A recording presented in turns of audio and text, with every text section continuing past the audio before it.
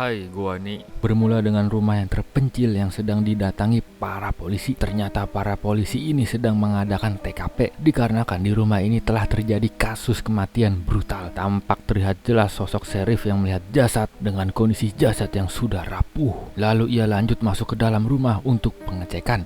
Tak lama seorang anggota mengajaknya untuk mengecek ruangan basement.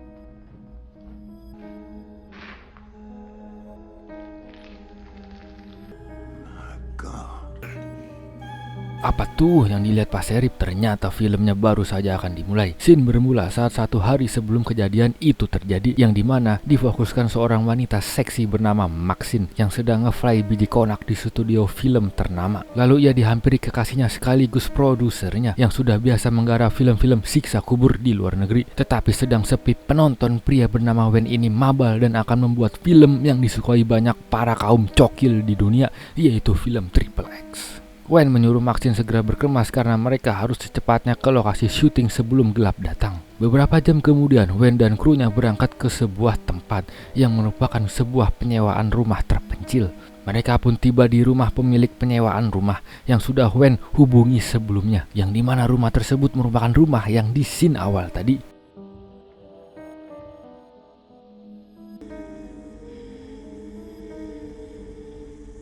Apaan tuh ngintip di jendela? Maxi pun merasa heran saat seseorang memperhatikannya dari jendela. Yang dirasa itu istri pemilik rumah. Maxi pun bodoh amat. Beberapa menit kemudian, si pemilik rumah bernama Howard mengantar mereka ke rumah sewaan yang tak jauh dari rumahnya. Saat sudah masuk ke dalam rumah penyewaan, Howard yang kesal karena Wen membawa satu kampung. Padahal sewaktu ditelepon, Wen mengatakan jika ia mau berduaan saja bersama pacarnya. Tetapi Bapak Howard akan bertanya lebih panjang lebar. Produser bernama Wen ini pun memberikan bayaran lebih kepada Bapak Howard. Meskipun senang, tetapi Bapak Howard masih kesal dan memperingati Wen untuk jangan melakukan hal-hal aneh di penyewaan rumah ini. Contoh seperti jangan mengambil seluruh genteng saat akan pulang dari rumah ini. Setelah berbicara, Bapak Howard pun pergi. Lalu saat menunggu giliran pembuatan film berlangsung, Maxine yang bete pergi mencari angin di saat yang lainnya lagi syuting adegan panas.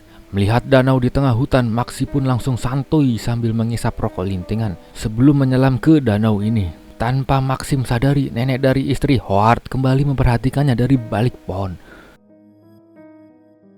Lalu seluruh badannya sudah terkena lumut, Maxine memutuskan udahan. Setelah kembali ke rumah penyewaannya, Maxine melihat si nenek untuk mengajaknya masuk ke dalam rumahnya. Tetapi raut muka Maxine ragu, tetap berusaha ramah dan senyum palsu. Saat Maxine mencari keberadaan si nenek, tiba-tiba si nenek muncul dan menawari minuman biji jeruk. Lalu mereka pun duduk bersama dan menikmati minuman biji jeruk tanpa berkata sedikit pun. Jadi dia tuh cuma lihat-lihatan aja pas minum. Terus mereka ngobrolnya dalam batin. Saat Maxine langsung menghabiskan minumannya, seketika nenek ini mengajak Maxine untuk melihat masa-masa muda kejayaannya. Lalu istri mantan tentara ini mengatakan jika ia dulu sangat cantik, menawan, glowing tanpa skincare. Kemudian nenek ini memuji-muji Maxine yang menurut si nenek, Maxine mempunyai kecantikan saat tak berbusana. Seketika Maxine pun heran dengan sikap si nenek yang bersikap aneh. Dia nyentuh-nyentuh. Takut dijadikan ritual sama si nenek, Maxi pun pergi. Ia berlari terbirit-birit seperti orang kebelet berak. Lalu Wen menyuruh Maxine untuk bersiap karena kini giliran Maxine untuk adegan panas yang dilakukan di teriknya sinar matahari. Kemudian kita beralih ke si nenek yang sedang bermake up.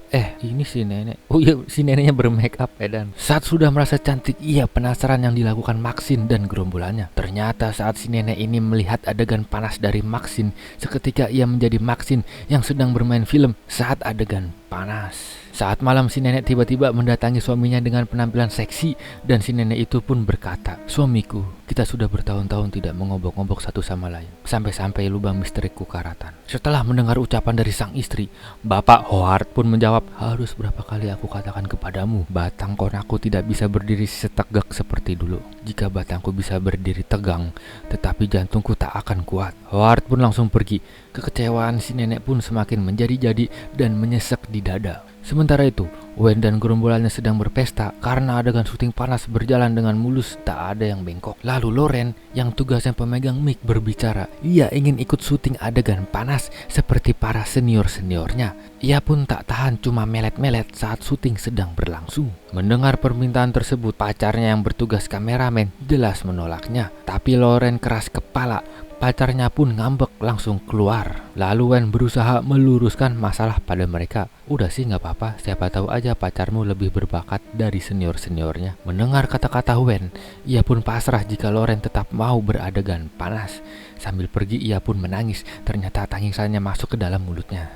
Kemudian Loren bersiap beradegan panas bersama Jackson. Tak lama kemudian pacarnya datang dan bersiap bertugas merekam pacarnya sendiri yang diobok-obok pria lain.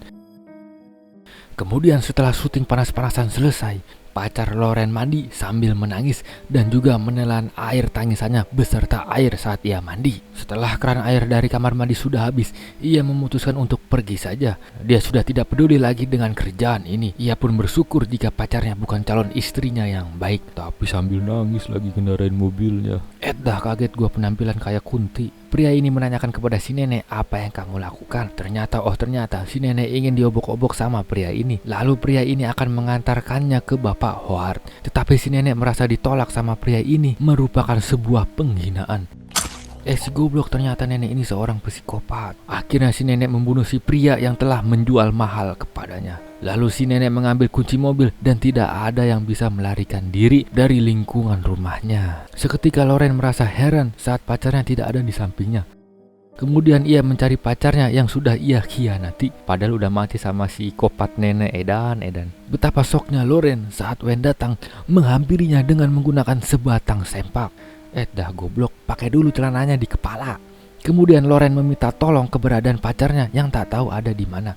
Karena Loren terus-terusan ngomong meminta tolong, Wen pun akan mencarinya yang tetap menggunakan sempak berkeliling halaman. Terus si Loren menanyakan kepada Bapak Howard keberadaan pacarnya, tetapi Bapak Howard balik tanya keberadaan istrinya ada di mana. Lah, bisa gitu saling balik nanya. Kembali pada Wen, sambil ritual yang hanya menggunakan sempak, ia mencari keberadaan si kameramen yang entah ada di mana. Tapi sialnya, ia tercucuk sebuah paku beton. Sambil bahagia saat terkena paku, Wen mendengar suara aneh dari luar peternakan.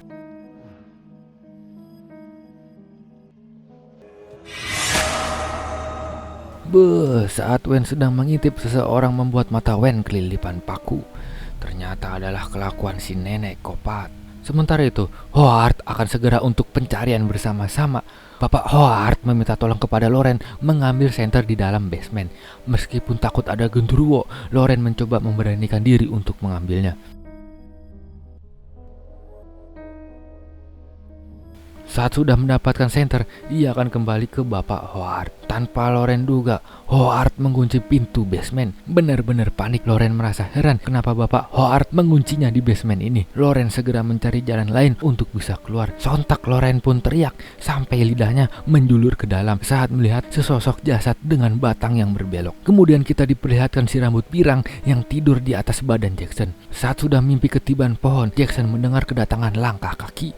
Ternyata itu Bapak Howard yang meminta bantuan untuk mencari keberadaan istrinya. Saat sudah berada pencariannya di hutan, ia tidak menemukan si nenek di atas pohon. Lalu ia penasaran dengan senter yang menyala di pinggir danau. Jackson pun panik saat menganggap Bapak Howard sudah tenggelam dari tadi.